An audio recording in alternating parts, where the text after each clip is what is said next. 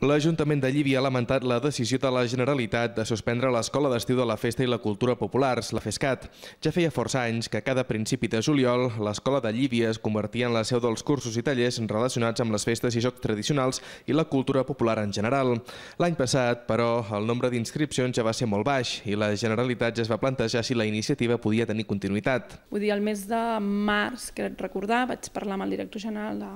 la Festa Popular de Catalunya, amb el senyor Lluís, i em va trucar, em va dir que estaven analitzant si es podia no fer FESCAT,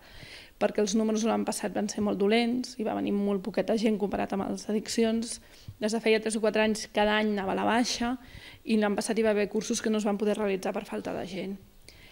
Tot la conjuntura econòmica que ara tenim, que és complicada per tothom i no se'ns escapa que per la Generalitat és una de les institucions que ho està passant més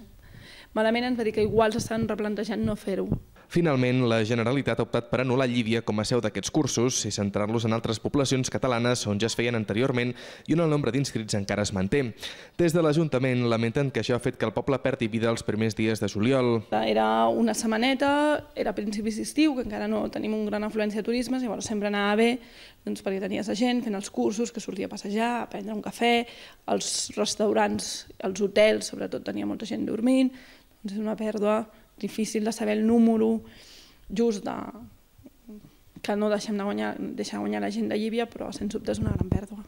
Tot i això, des de l'Ajuntament estan negociant amb el Departament de Cultura de la Generalitat per tal d'implementar en un futur algun altre tipus de formació al municipi. De cara a la tardor s'intentaria fer algun curs monogràfic de cap de setmana dedicat a l'antiga farmàcia de Llívia, que abordaria qüestions com les herbes remeieres o l'elaboració de licors naturals.